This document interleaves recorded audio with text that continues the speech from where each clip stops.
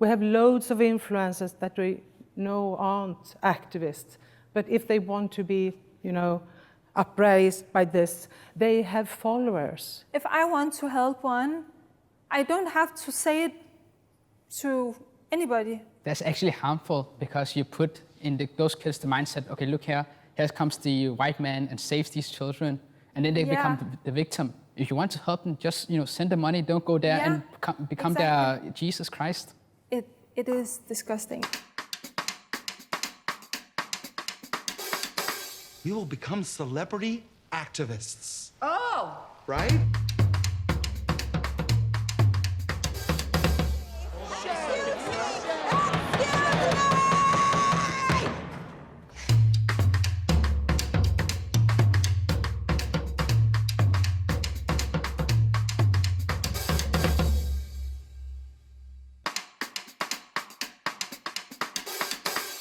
We're being great people. This is all great.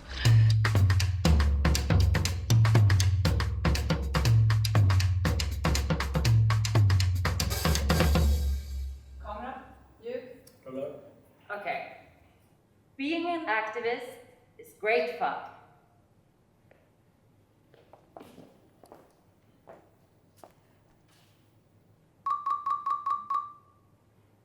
It's not fun. It's my heart who's doing this. It's my guts and my heart, and that I want to make a change. It's fun to meet other activists. It's fun to be in the community and to meet others. But sometimes you have to stand up all by yourself. And that's one of my statements, is that I stand here, even if everybody else, if you can't do it, I'm still here. I stand up for you too. I change my place because what you say, and I agree with you, because of many Muslim girls, also men. We are just, we're being discriminating by the society in Denmark. My activism, if you would call it that, deals with young people in disenfranchised communities. If I get one person that walks away with the right mindset, I'm thrilled. I see. I think it's become like taboo to sometimes have fun while being an activist. So what I try to do is, before COVID-19, organize a party and then take all the leftovers from that money and to support some kind of cause. So I guess it's fun to go out and meet other activists and that, but actually when you think about it more, it's not fun at all that we even need to fight about such a thing as racism or homophobia or sexism. It should not be such a thing. We should not need to fight for it. We're the same. Activists don't have a sense of humor.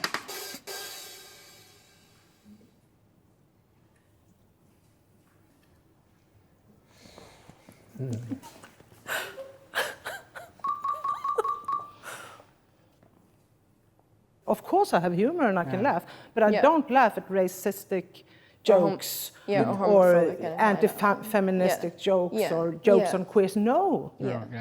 Just because I fight for something, that mean I'm so boring. Do you even need to ask that? It's just so obvious. Like what? I feel we have the best humor, I'm not gonna lie. I've just seen the meme pages, man. They're on fire. They're so funny. I think maybe the question comes from when people make fun of those serious subjects. I don't think it's funny to make light of people's rights and their dignity. Yeah, exactly. If it's like humor about my scarf and religion, it's not humor. But they don't even call it humor in Denmark. They call it hyperracisme.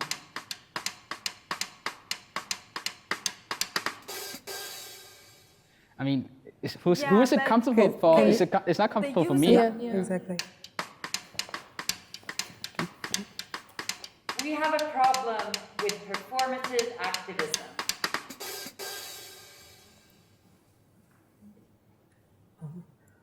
Can you explain that? What is Yeah, of course.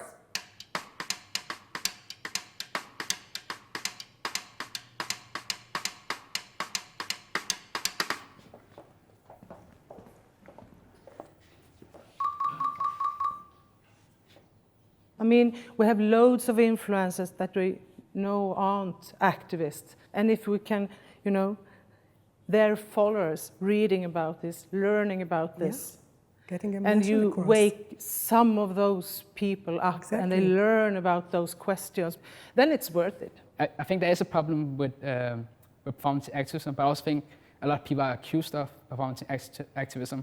Why do people think that you can't stand for human rights without having like ulterior motivations? Yeah. Yeah, I agree with you. And if I want to help one, I don't have to say it to anybody. I don't need to say it. Okay, so our people will know about you and how you could get followers actually, because we need a team, we need a big group Yeah, to but influence. I will do it in another way. Maybe I'll not make a video about it on, oh, see me and the poor people, I give them money. That's actually harmful because you put in those kids the mindset, okay, look here comes the white man and saves these children, and then they become the victim. If you want to help them, just send them money, don't go there and become their Jesus Christ. It is disgusting. Yeah. Can we have an easy question, like do you like football? Or No. No. Social media is great for activism.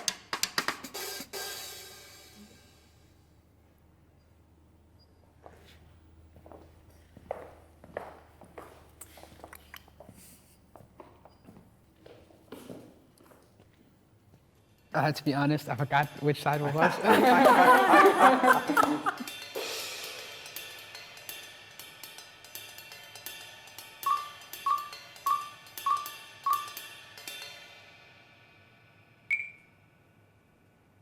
I am a virtual baby when it comes to social media. I've only been using it a couple of years. I feel like a lot of oppressed people, a lot of minorities have been excluded from the table. And now social media is like an open platform where you can talk about these issues. And especially indigenous people have been gaining a lot of attention on social media where they normally wouldn't be invited to these major platforms like newspapers and news channels because they don't care about their issues. I feel like that's powerful. I mean, it can be good, but the thing is, like, people are just listening to themselves. They're just, like, focusing on what they're gonna say. People don't really take in what the others say, and then they get mad about it. You can't really have proper debate on the internet without someone getting very, very angry at you. I agree. It's almost impossible to have, like, a productive conversation on social media. Yeah. Also because it's, it's embarrassing because it's Yeah. public, so you don't want to admit you're wrong. Yeah. And if people are not open to being wrong, it creates like a toxic dialogue. Yeah. I think for my sake, it's a little bit the age. Yeah. Because I can see Yeah. it from a youngster's view. Yeah. It's so much harder. Yeah. You have to join our community. After today, I got a different view on activism.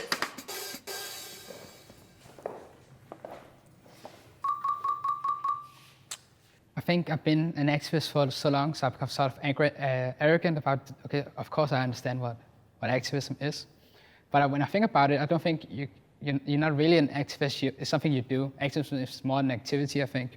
I got a completely different view on activism because I found out that I was probably defining activism in a too narrow a way. It's not always easy to say you've been wrong, but I was. So it's been very enlightening to listen to everyone. Thank you so much. Thank you. Did you get a different view on activism today? Comment below and subscribe for more episodes.